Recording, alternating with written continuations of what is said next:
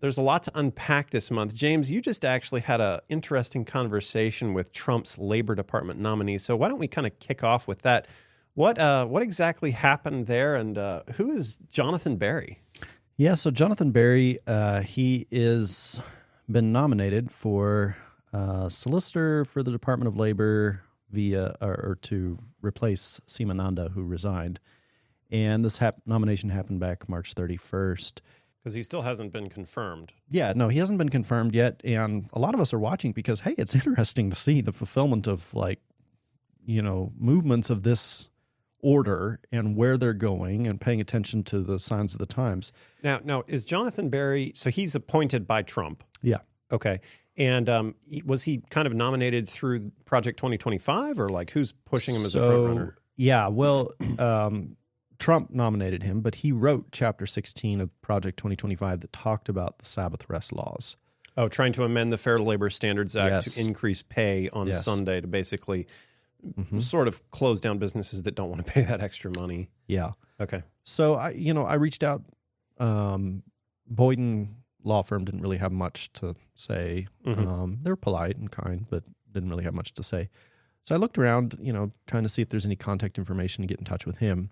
And I found... And this is the guy that we're talking about right here? Yes. Okay. Yes, Jonathan Berry. So I reached out and happened to find a contact number and figured, hey, why not give it a ring? Like, well, what's, what can go wrong, right? Gave it a ring and, no answer. And I was like, oh, should I leave a message? And then I thought about it twice. I was like, yeah, sure. Why not leave a message? So I called back a second time and he answered. So that was kind of cool. I recognized the voice because I heard him on, YouTube and whatnot. I said, hey, Jonathan. He's like, yes. Like, kind of like, who's this? Yeah. And I said, hey, I'm a social media influencer. Kind of followed some of your work and just kind of curious when the nomination's going forward. Yeah. Don't mean to intrude on you at all. But, he really didn't know who I was. And so I felt like it would be wise to send a follow-up text to just kind of clarify. Yeah. So it was kind of cool to do that. So he might have that here. Before I wrote this text, y'all might think I'm crazy, but I wanted to write this first off. When you get somebody random who calls you, I guess some people, and I, working as I have, you run into people who are, kind of questionable. Yeah. I'm not trying to come across like that at all. I want to treat the guy with respect. And we're certainly not here to dox him or anything like that. No, absolutely not. And so I actually went to ChatGPT and I was like, based on this guy's resume, which I found online, what would be the most respectful way to address him? Like, what is the most respectful way? And it said, Mr. Berry, or in some cases, honorable. So I was like, okay, I'm going to start with that. Honorable Jonathan Berry. Thank you so much for taking my call. I apologize for any interruption and do not intend to cause any further intrusion beyond a brief reach out to help provide context for the call, unless you voluntarily wish to dialogue further. We as a movement have long opposed Sunday laws, but also even those implemented with exemption clauses as a step towards church-state tyranny. We have also long expected a movement like Christian nationalism to push for Sunday rest by law in the United States of America, and just recently passed out thousands of books called The Great Controversy in D.C. at the inauguration warning about such. We have long expected someone such as yourself to push for such movements, even should it not be you. At some point, someone will do it. We intend you no harm, but see the movements as a fulfillment of Bible prophecy and pray for you. Once again, I do not intend to intrude or cause you any burden, but rather merely to reach out once for clarity out of respect and concern, even despite disagreeing. You are in our prayers. Respectfully, James Bowen. I'm appreciative of his response. He said, James, thank you for the context, especially thank you for the prayers. I've spoken with Todd McFarland multiple times in his capacity as a lawyer for your church and would be glad to engage further at the proper time after I'm through the confirmation process. Jonathan. To me, that sounds like somebody who doesn't want to engage on this issue before confirmation hearing. He doesn't want anything to upset his chances of getting the absolute dream job. Exactly. No. One of the things that I'll comment here, folks, for those of you who are interested in contacting your elected officials or doing something similar, there's actually a biblical principle here. Yeah. Show honor to all, love the brotherhood, fear God, honor the king. 1 Peter 2:17. This style of writing is one that I think anybody who's interested in contacting an elected official, this would be the way that we ought to go about it. I think one of the things that you have to think about with this kind of topic is, why is it important? How do we connect this with the historic Sunday law opposition that has been part of the Seventh-day Adventist movement? One of the milestones that we've recently gone through is Trump's 100 first days in office. And there's this article from NBC News that was talking about this man here, Paul Dans. And James, I'm sure you're familiar with Paul Dans. He was the former head of Project 2025. He kind of separated himself from it when it was becoming kind of a PR issue in the Trump campaign.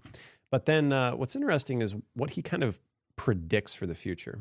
He says, what's coming next is really a squaring off with the courts. This is going to certainly reach boiling point. So then you keep going and you look, and there's multiple other people. You remember Russell Vought, James? Yep. And there's some interesting statements here. I mean, ultimately, you need to have zealous advocates for MAGA in position and ready to face off with their counterparts. And then drop down that bottom red section. Looking ahead to 2028, Dan said there won't be a need for a Project 2029. What does that mean? What does it mean? Sounds like they're trying to have Project 2025 be in fulfillment completely before there's another election. So it sounds like they're trying to accomplish everything they want to accomplish, like in one go, basically. Which is interesting because when Trump was running for president, he essentially distanced himself from Project 2025 and was like, oh, I don't really know anything about that. Right. I don't endorse that. And I have nothing to do with Project 2025. That's out there. I haven't read it. I don't want to read it purposely. I'm not going to read it. This was a group of people that got together. They came up with some ideas, I guess some good, some bad, but it makes no difference. I have nothing to do. But now here it is being fulfilled. I mean, we saw, I think it was Russ Voigt who got caught with ProPublica with, I believe it was them, where they had a hidden camera and went and interviewed him and questioned him about it. And the discussion behind the scenes was, oh, no, Trump's really on board with this. Wow. This was the plan all along. Yep. So it was just a PR stunt. Yep. It was just like, well, I don't know anything about him. I've never read it. I don't know anybody associated with it. Well, and then multiple Catholic influencers after Trump got elected came out and said, well, can we just now say that Project 2025 was the plan all along? Right. Exactly. Lawsuits and to enforce more than 180 federal labor laws. Sister Murphy, what kind of power is that, just from your knowledge of politics? Well, that's a tremendous power. And of course, the Fair Labor Standards Act is federal law that will be, you could be prosecuted if you don't comply with that. So that what they have in the policy book right now, Project 2025, says that they will have to pay time and a half for any employees that work on Sunday, which is kind of nudging toward keeping people out of the workplace on Sunday. That will be an incentive, in other words. But like we've talked before, anything that gets put into law can be expanded. More regulation can be put in, and that's the way it always goes. We call it the camel's nose under the tent.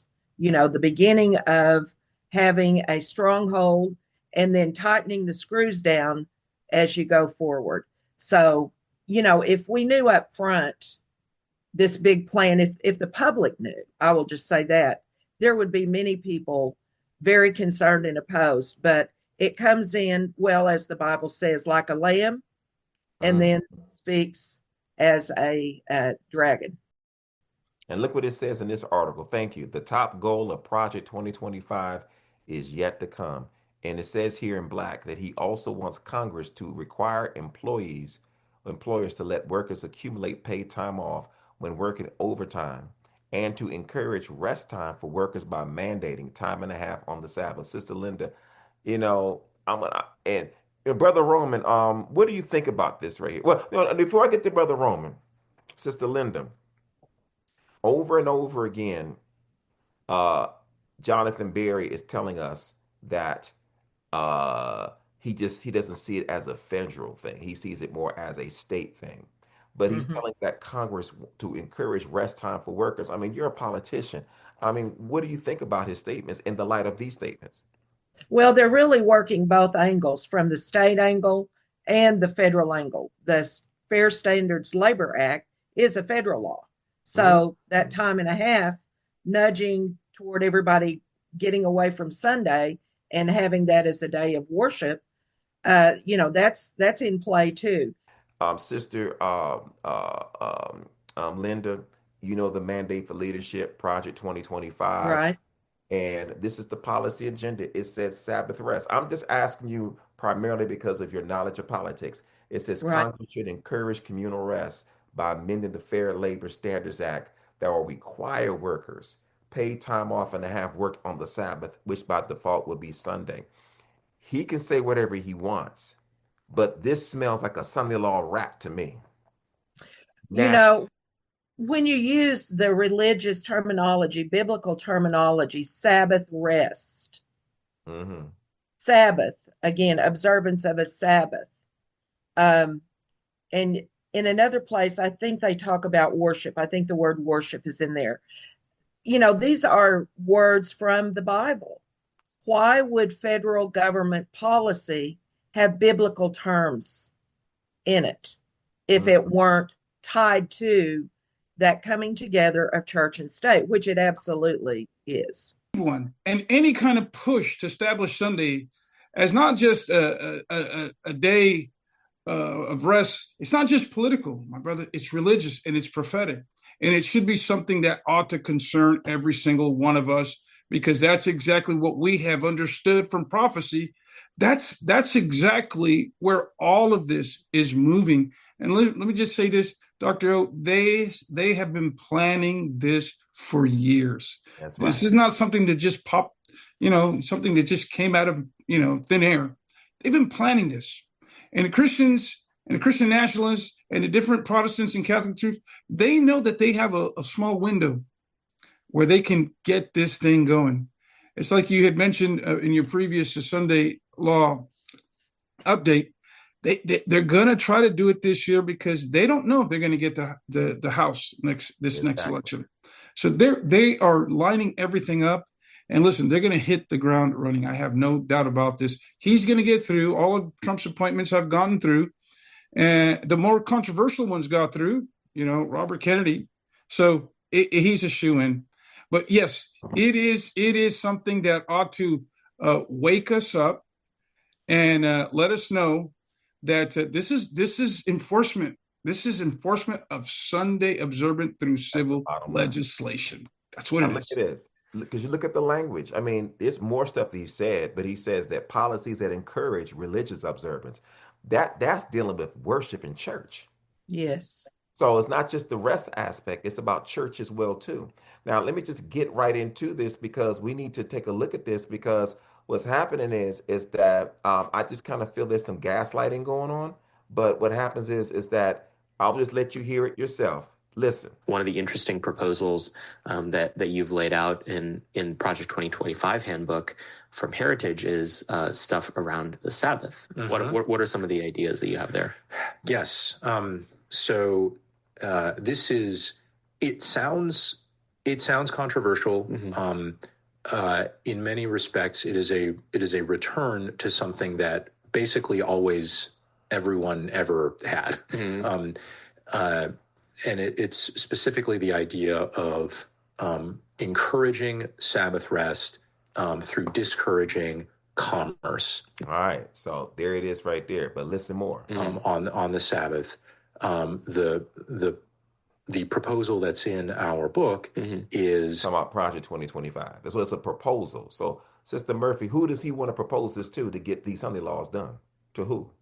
Well, he's proposing it. Of course, he's trying to sell it to the American public, but his goal is to get it through Congress and to the president and signed into law. Now, watch. That's their goal. Hold that thought. Amending the basic federal overtime law, Fair Labor Standards Act, to require that overtime be paid for all work done on the Sabbath. Interesting. Yes. Yeah. So I don't think I don't think Congress has the authority to mandate like a national closing on the Sabbath. See, that's where I disagree with him at. And, he says that, but everything else smells like a national act. How do you interpret this, my sister? And then I'll get to the Roman. Well, there's a little lamb talk there, as you say, little gaslighting. It doesn't sound so bad. And people that don't want to believe this could possibly happen, enforced worship on Sunday for everyone. If they don't want to believe that, then they kind of listen to the softer language. This is the way a lot of things get done that are not good as they develop. So, he's really not being fully honest. There are too many people speaking out in other quarters about wanting the Catholic law in U.S. government law. Integralism is a term that the Catholics have for their law, their natural law, their Thomas Aquinas philosophy integrated in, where it's really the Catholic Church telling the government what to dictate. Brother Roman? Yeah, listen, brothers and sisters, you're looking at who's going to be a very high-ranking legal official in this administration. He's going to be the next solicitor of the Department of Labor. Let that sink in.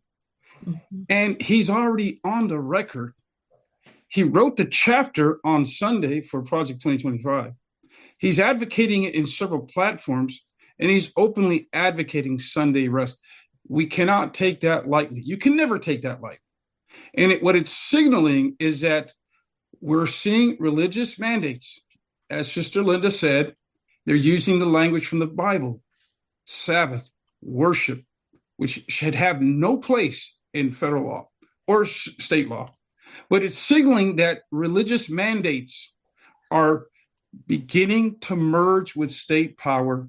And that, my brothers and sisters, is a fulfillment of what we understand as Bible prophecy. Now, let's blow the top off of his position. Brothers and sisters, we don't understand the power of regulatory agencies. We don't understand the power. Unless you've been the target of these powers, we don't know. But listen, federal regulatory agencies, he's going to be at the top of this. Okay, he's going to be the chief legal advisor and policymaker in the Department of Labor. These agencies, they have tremendous power, and they have misused that power. Have you ever heard of the EPA? Anybody heard of the EPA? Have you heard of the IRS? Have you heard of that? Mm-hmm. Have you heard of OSHA? OSHA is underneath the department and works. In fact, he is regulating also what they do at OSHA. Let me tell you what happened during COVID. You had OSHA, who is an agency just like the Department of Labor. And my brothers, they overreached their powers. And they issued mandates. They issued regulations. And they were forcing companies, forcing employers to require testing and vaccination in businesses. Praise the Lord. It was struck down by the Supreme Court. How that happened, the Lord works in mysterious ways. But my brothers, they overreached themselves, and they were imposing their strong arm of the federal power bureaucracy in the business setting. You've heard of the EPA. My brothers, you know what the EPA tried to do? The EPA tried to restructure unilaterally. They tried to restructure and rewrite all of the nation's energy policies without anyone's approval and anyone's authorization. And they started to do that. Praise the Lord that the Supreme Court struck them down. You've heard of the IRS. That's another regulatory agency. And it is used, my brothers and sisters, it is used to target certain political groups that can be weaponized. These agencies can be weaponized, okay? You've heard of the deep state. It has happened. And unless you've been to target, you don't know the power of the federal agencies. So yes, that's exactly what we're talking about, the Department of Labor. It is an agency that has the power to enforce policies. Now, they can reinterpret them. They can stretch whatever policies are already on the book, but anything that has to do with helping families, helping employees, helping work-life balance, bringing mental and physical restoration, you better believe that that's on the top of their agenda. They've already said this is what they're going to push. So we ought to take them at their word and believe that they're going to do whatever it takes. Now, yes, they can impose and enforce. It can be struck down, but they can get things moving, Dr. O. And eventually Congress can come in and then that will codify it nationwide. But they have a lot of power to get things moving with this Sunday. Well, I got a lot to show you tonight because I just found something on the internet fresh off the press. Listen. That was always a state decision to do that. But let me add, it was always a state decision to do that. They did. And yeah, I'm not saying this practice was uniform, homogenous, whatever, but very, very widely spread, and only recently in the last few decades have most states moved away from this.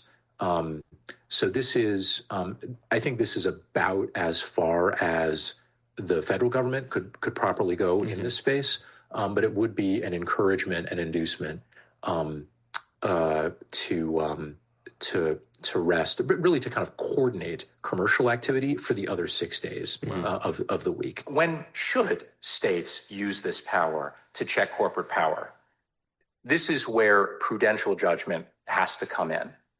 I don't have bright line rules to give you here, but I want to lay out some guideposts, some categories of state actions that are likelier to be prudent applications of state power to balance corporate power. And another one in the collective action space that I'm fond of, call it the Chick-fil-A rule, would be to revive Sunday closing laws. There it is, right there in your face. He calls it the Chick-fil-A rule of Sunday closing laws. Brothers and sisters, this is the man that's about to be confirmed next week. And next week is after next week. But next week at this time, we're going to live in a different America. Because the man, I believe, let me tell you this right here. Do I believe that he will be the one that will bring the national Sunday law? Anything's a possibility. But listen more. And carve out a space under which commerce does not intrude. Very well settled that this is within a state's authority to do. And I would add, with accommodation, should be included for Saturday Sabbatarians as well. But we know that eventually that's going to be out the door. Well. So how do you? So you pitch the idea of maybe sort of Now listen to this right here. Rules around keeping the Sabbath holy, right? So what are the? I guess the big picture. How do we sell America on this vision of labor is good? See how to sell it to America. Listen more. And sacred, and yes, and also then what are we? How do we? What are you on day one taking to the new Secretary of Labor?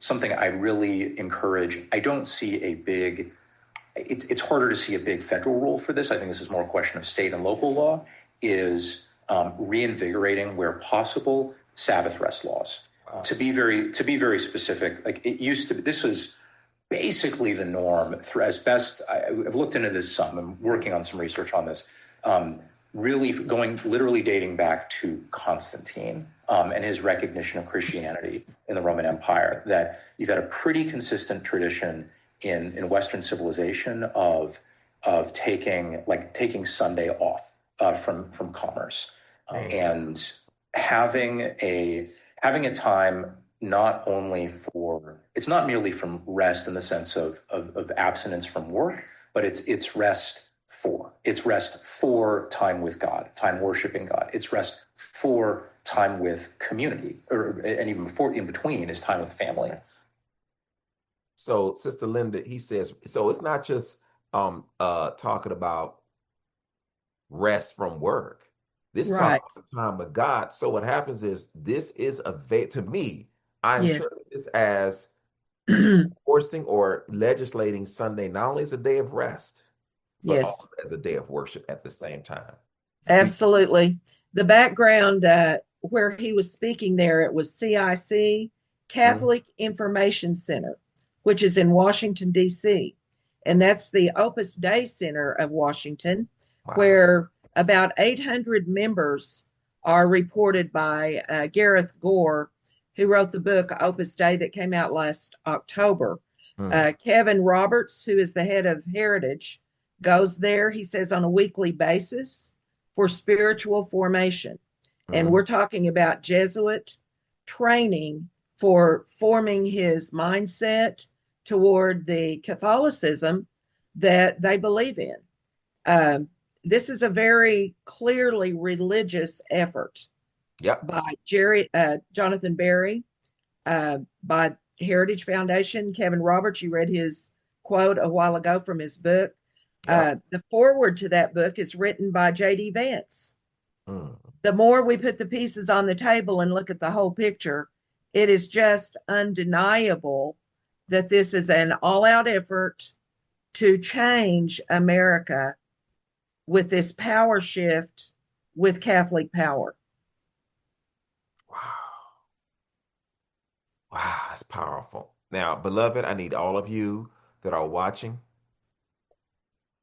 to watch what I'm about to share with you right now. I'm going to share with you a video, and I'm going to share with you some information that I just got while doing this program to let you know that the National Sunday Law is about to be enforced. Listen. President Trump started his new term with a barrage of executive orders, a record 92 in his first 2 months alone. And a majority mirror ideas in Project 2025. That's the 922-page radical conservative blueprint that Trump repeatedly distanced himself from on the campaign trail. I have nothing to do with Project 2025. I've never read it, and I never will. I've said 100 times, I know nothing about it. But now, a number of the policies that he's pushing out at breakneck speed are almost identical to what Project 2025 wanted to impose. Ready or not, a Sunday law is coming. We do not know when, but we know it is only a matter of time. Y'all remember this big old book from before? When Colorado Governor Jared Polis ripped a page out of it? This is Project 2025, the Republican blueprint for a second Trump term. this 920-page document would usher in the most conservative executive branch in modern American history, if enacted. It's called Project 2025. Its pages offer new administrations a blueprint for executing a right-wing agenda, from purging the government of thousands of civil servants to dismantling the Department of Education. Jesus does not guess about the future. He knows the future. So go to bed tonight and wake up tomorrow, and you may not recognize your country. Does anyone have the mark of the beast already? What are the key issues surrounding the dreadful mark of the beast and the beautiful seal of God?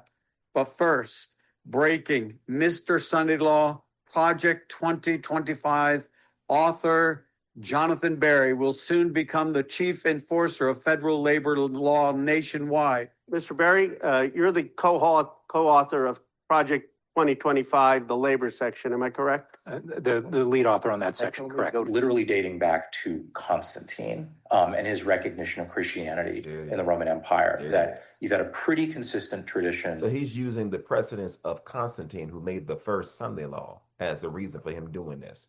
Brothers and sisters, Sister Murphy and Brother Roman, I'm going to show you too, and everybody, that state Sunday laws are just as deadly as a national one. We're going to show you in just a minute. In Western civilization of taking Sunday off from commerce.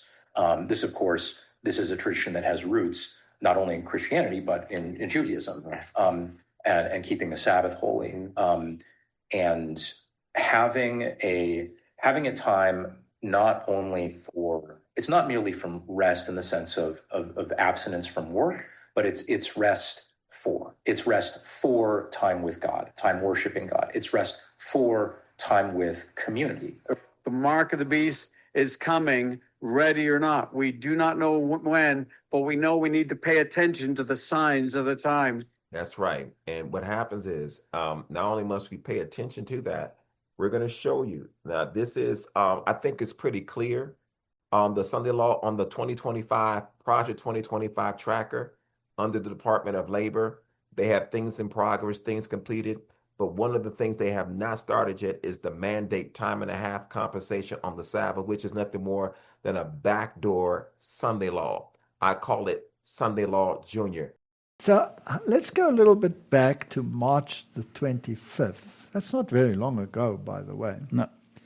When Archbishop Elpidophorus presents the Sacred Cross to President Trump at Greek Independence Day celebration. Now, this is very interesting. So the Archbishop, the Orthodox Archbishop, presents this special cross, and he says, and he compared the president leadership to that of Emperor Constantine the Great.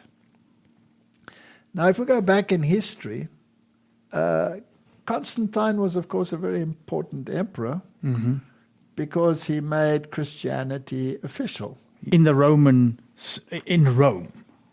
Not only did he make it official, but according to documents which some claim were thoroughly forged, he basically handed the government over to the Bishop of Rome on a plate.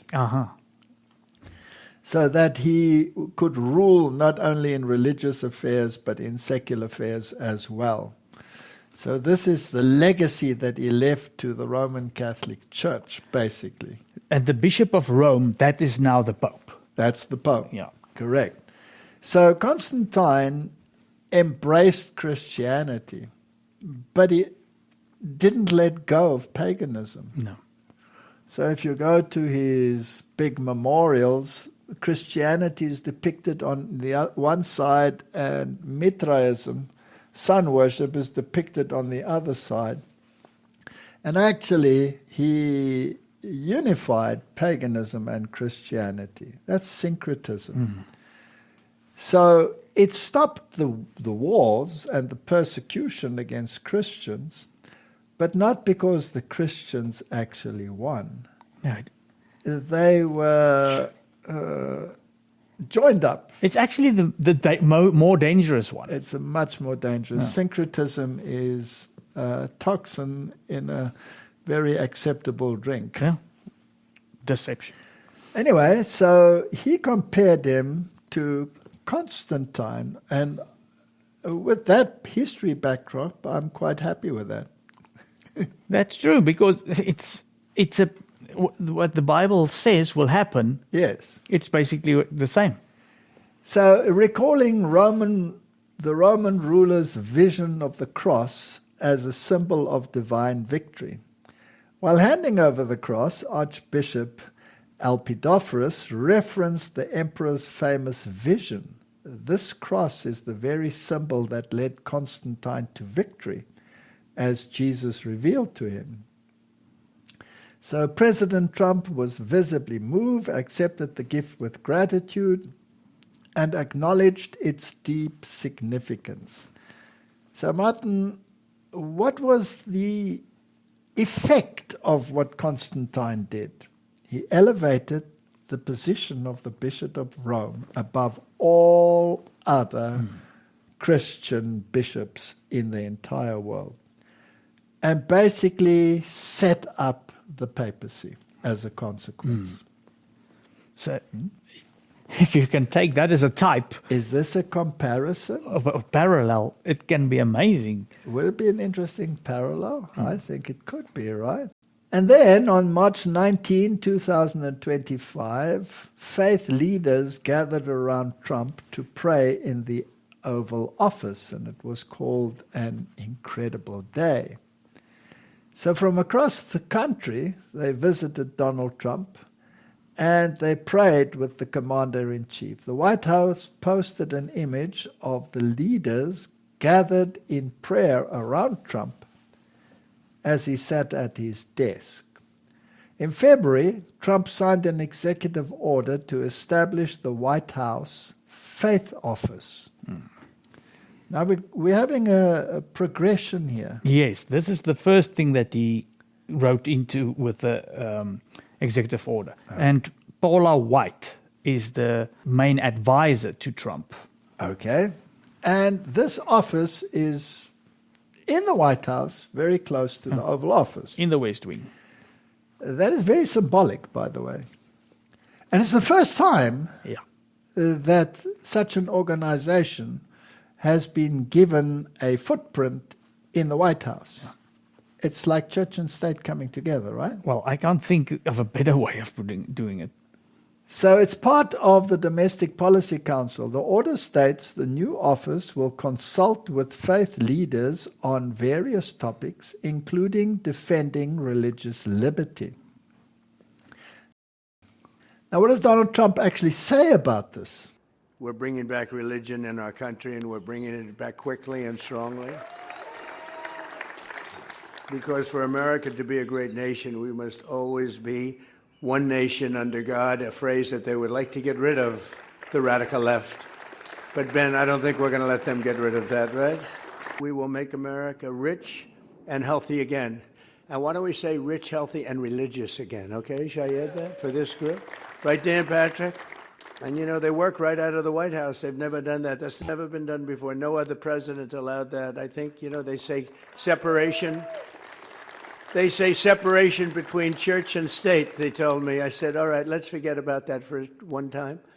We said, really, the separation? I don't know. Is that a good thing or a bad thing? I'm not sure. But whether there's separation or not, you guys are in the White House where you should be, and you're representing our country, and we're bringing religion back to our country, and it's a big deal. I created a historic White House faith office in the West Wing, and that's going to be an office that's been very well. I see already you have a lot of people going back and forth, and that's good. That's what we want, to defend and represent people of all faiths and their religious freedoms at home and abroad. And I wanted them to have that office. Never happened before. I don't think that's ever happened before, right? The people of faith have never been allowed in the White House. We'll probably be sued tomorrow because they're going to say church. Separation of church and state, can't do that, right? But we'll win. Pam will win that suit. She wins him. She ultimately wins them. She gets them. Sometimes they get a judge that's not so good, but she ultimately wins. That's what it's all about, right, Pam? I signed an executive order to combat anti-Semitism. It's a big thing, a big thing.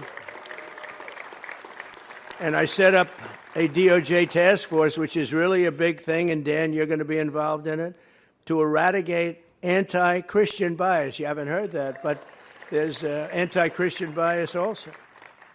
And in just a few moments, I'll also be signing an executive order creating a presidential commission on religious liberty, which is really why we're here. The chairman is Texas Lieutenant Governor Dan Patrick, whose idea this was. And stand up, Dan. What a great guy. What a great political person. He's an amazing politician, Lieutenant Governor, and he's a man of great religion. Thank you very much, Dan. As well as Dr. Ben Carson. Ben, I don't have to say much about Ben. I don't have to say much. He's been with me from the beginning. You know, he was campaigning against me originally. Can I tell that story, Ben? You mind? Are you sure you don't mind? Because he was campaigning, and he was very effective, and he was going up in the polls, and he looked at me about 3 or 4 debates in, and he said, you know, you're going to win by a lot, don't you? This was during 2016. And I said, what do you mean, Ben? What do you mean? You're campaigning. Don't say that, Ben. You're campaigning. You have a shot. He was a little bit behind, but it's pretty far enough. But he said, you know you're going to win. These people can't beat you. Nobody's going to be able to beat you. I said, why? He said, because God is with you. I said, that's nice. Then he said it once again in the church. Remember that, Ben? He pulled me over. He said, remember what I told you. God is with you. There's never been a president who has invoked the name of Jesus more than you. There's never been a president who says, yes, I love Jesus, but I love people of all faiths, as Dr. Phil said. You have a heart for every American, and you're showing that today. I'm proud to represent you as chair, proud to have Ben Carson as our vice chair and every member of this committee. We will serve you, we will serve the people, and most importantly, we will serve God. Thank you, Mr. President. And under President Donald Trump's leadership, faith has not been pushed aside. It has been brought back to where it always belongs, and that is center. We're bringing back religion in our country, and we're bringing it back, as I say, bigger and better and stronger than ever before. Thank you all very much.